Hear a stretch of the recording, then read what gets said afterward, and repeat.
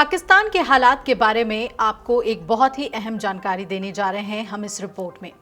पाकिस्तान में बहुत जल्द सबसे बड़ा सूबा बलूचिस्तान आजाद हो सकता है। ये अटकलें लगातार लगाई जा रही हैं और बलूचिस्तान के साथ साथ सरहदी प्रांत खैबर पख्तूनख्वा भी पाकिस्तान आर्मी की बर्बरता से अब मुक्ति पा सकता है।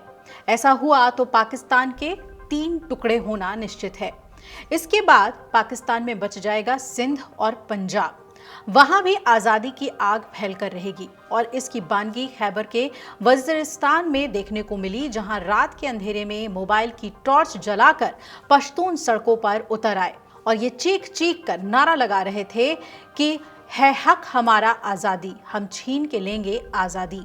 वजीरिस्तान में लग रहे आजादी के ये नारे जनरल मुनीर के पैरों तले की जमीन खिसका रहे हैं। इस्लामाबाद में पीएम शहबाज शरीफ भी आजादी के ये नारे सुनकर बेचैन हो गए हैं। दोनों को ये समझ में नहीं आ रहा है कि पहले बलूचिस्तान को संभालें या फिर खैबर पख्तूनख्वा पर नियंत्रण पाएं, क्योंकि उनके हाथ से दोनों ही प्रांत तेजी से निकल रहे हैं। अब सवाल ये उठता है कि आखिर वजीरिस्तान जल क्यों उठा है। वजीरिस्तान में पाकिस्तानी सेना के जुल्मो सितम इस हद तक बढ़ गए हैं कि यहाँ के पश्तून बागी हो चुके हैं। सड़क पर उतरकर आर्मी गो बैक के नारे लगाए जा रहे हैं। आपको बारी बारी से बताने वाले हैं। सबसे पहले तो आप खैबर के बारे में ये जान लीजिए कि पाकिस्तान का ये हिस्सा अफगानिस्तान से बहुत लगा हुआ है, ठीक बलूचिस्तान की तरह। बलूचिस्तान में बलूच आर्मी आजादी का बिगुल फूंक चुकी है, तो वही खैबर में तहरीके तालिबान पाकिस्तान मुनीर फौज के लिए सबसे बड़ा सिरदर्द बन चुका है। टीटीपी के नाम पर पाक फौज की क्रूरता लगातार देखने को मिली है। पाकिस्तान की सरकार का आरोप है कि जब से अफगानिस्तान में तालिबान का शासन आया है, तभी से टीटीपी ने खैबर में गहरी पैठ बना ली है और ये संगठन खैबर और दूसरे इलाकों में आतंकी हमले कर रहा है। टीटीपी को खत्म करने के लिए पाकिस्तान की फौज लंबे वक्त से कई ऑपरेशंस चला रही है, जबकि सच्चाई ये है कि पाक फौज क्रूरता की सभी हदें पार कर रही है। बीते मई के महीने में यहां पाक फौज ने ड्रोन अटैक किए थे और ये पहली बार था जब पाकिस्तान की सेना ने अपने ही देश के एक हिस्से में ड्रोन स्ट्राइक की थी।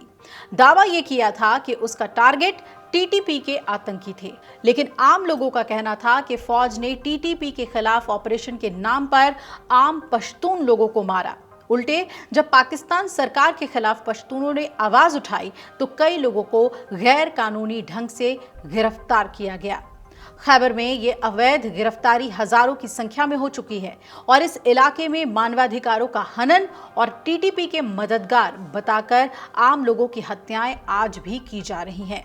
अब आइए ये भी जान लें कि इस खैबर इलाके का जो मुख्यमंत्री है उसका क्या कहना है।